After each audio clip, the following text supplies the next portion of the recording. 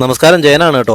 അപ്പോൾ ഇന്നത്തെ നമ്മളെ വണ്ടി എന്ന് പറഞ്ഞു കഴിഞ്ഞാൽ ടാറ്റ കെർവാണ് കേട്ടോ. കെർവിൻ്റെ കുറേ കാലമായി നമ്മൾ ഫോളോ അപ്പ് ചെയ്യുന്നുണ്ട്. കെർവ് എന്തായാലും 2024 ഫസ്റ്റ് ക്വാർട്ടറിൽ തന്നെ ലോഞ്ച് ഉണ്ടാവുന്ന ടാറ്റ പറഞ്ഞിരുന്ന പോലെ തന്നെ ന്യൂസുകളിൽ നമ്മൾ കണ്ടതുപോലെ തന്നെ ഇന്നിപ്പോൾ തുടങ്ങിയിരിക്കുന്ന ഡൽഹിയിലെ ഈ മൊബിലിറ്റി എക്സ്പോയിൽ ടാറ്റ അവതരിപ്പിച്ചിരിക്കുകയാണ് കെർവിൻ്റെ കൂടെ തന്നെ പുതിയ ഹാരിയറിൻ്റെ പുതിയ നെക്സൻ്റെ ഒക്കെ ഫേസ് ലിഫ്റ്റുകളല്ലാതെ വന്നതിൻ്റെ ഡാർക്ക് എഡിഷനുകൾ വന്നിട്ടുണ്ട് കേട്ടോ. അപ്പോൾ മെയിനായിട്ടൊന്ന് വന്നിരിക്കുന്നതെന്ന് പറഞ്ഞു കഴിഞ്ഞാൽ കെർവ് തന്നെയാണ്. കെർവ് നമ്മൾ ഫ്രണ്ടിൽ നിന്ന് നോക്കി കഴിഞ്ഞാൽ കാണാൻ പറ്റും നെക്സൻ്റെ അതേ ഡിസൈൻ തന്നെയാണ് വന്നിരിക്കുന്നത്. DRലാണെങ്കിലും അതുപോലെ തന്നെ ബമ്പറിൽ വരുന്ന ലൈറ്റുകളാണെങ്കിലും എല്ലാം തന്നെ സെയിം ഡിസൈനാണ്. വ്യത്യാസം വന്നിരിക്കുന്നു പറഞ്ഞു കഴിഞ്ഞാൽ ആ ഗ്രില്ലിൻ്റെ ഡിസൈനിലാണ്. അതൊരു ബ്ലാക്ക് കളറിൽ സിൽവർ ഇൻസേർട്സ് ഒക്കെ ആയിട്ട് വരുന്ന ഗ്രില്ലാണ് മൊത്തത്തിലൊരു വ്യത്യാസം വന്നിരിക്കുന്നത്. ഫ്രണ്ടിൽ ക്യാമറ വന്നിട്ടുണ്ട്, 360 ഡിഗ്രി ക്യാമറയുടെ ഭാഗമായിട്ട് ക്യാമറ വന്നിട്ടുണ്ട്. അതുപോലെ തന്നെ മറ്റു മാറ്റങ്ങൾ എന്ന് പറഞ്ഞു കഴിഞ്ഞാൽ കളർ ഒരു പുതുമയുള്ള കളറുകളാണ് എത്തിച്ചിരിക്കുന്നത്.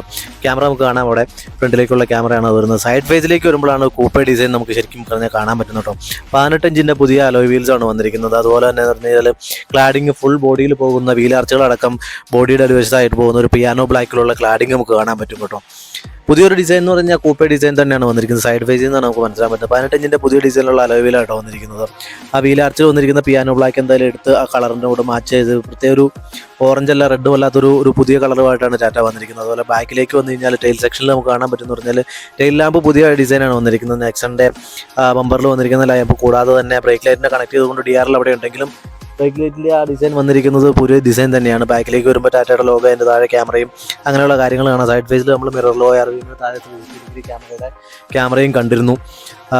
മൊത്തത്തിലൊരു വ്യത്യാസമുള്ള കൂപ്പേ ഡിസൈൻ നമുക്ക് ശരിക്കും ഫേസ് ചെയ്യുന്നത് സൈഡ് ഫേസിൽ നിന്ന് നോക്കി കഴിഞ്ഞാലാണ് ഫീൽ ചെയ്യുന്നത്.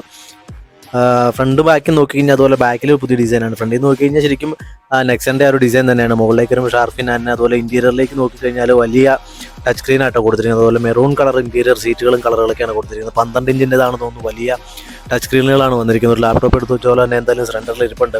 ബാക്കി സ്റ്റിയറിംഗ് വീലുകളും കാര്യങ്ങളും ഫംഗ്ഷനും എല്ലാം തന്നെ വരുന്നത് നെക്സൺ പുതിയ ഫേസ് ലിഫ്റ്റ് ഉണ്ടായിരുന്നത് തന്നെയാണെന്ന് പ്രതീക്ഷിക്കാം. സ്റ്റിയറിംഗ് വീലിലാണെങ്കിൽ കളർ വന്നിരിക്കുന്ന ഒരു മെറൂൺ കളറാണ് കൊടുത്തിരിക്കുന്നത്. ഇൻറ്റീരിയറിന് മൊത്തത്തിലൊരു മെറൂൺ കളർ കൊടുത്തുകൊണ്ടാണ് പുതിയ ഡിസൈൻ വന്നിരിക്കുന്നത് വേണം പ്രതീക്ഷിക്കാനായിട്ട്. ടോപ്പ് വരുമ്പോഴത്തേക്കും പിയാനോ ബ്ലാക്കിൻ്റെ തന്നെ ആ റൂഫ് ടോപ്പ് കളർ പോയിട്ടുണ്ട്. നമുക്ക് കാണാൻ പറ്റും ബമ്പറും സൈഡ് വീൽ ആർച്ചും അടക്കം കവർ ചെയ്തുകൊണ്ടാണ് ആ ബ്ലാക്ക് ക്ലാഡിങ്, പിയാനോ ബ്ലാക്കിലുള്ള ക്ലാഡിങ് പോയിരിക്കുന്നത്. എന്തായാലും മൊത്തത്തിലൊരു ചന്തത്തിലാണ് സാധനം വന്നിരിക്കുന്നത്. ലോഞ്ചിൻ്റെ കാര്യങ്ങളും പ്രൈസിൻ്റെ കാര്യങ്ങളൊന്നും അനൗൺസ് ആയിട്ടില്ല.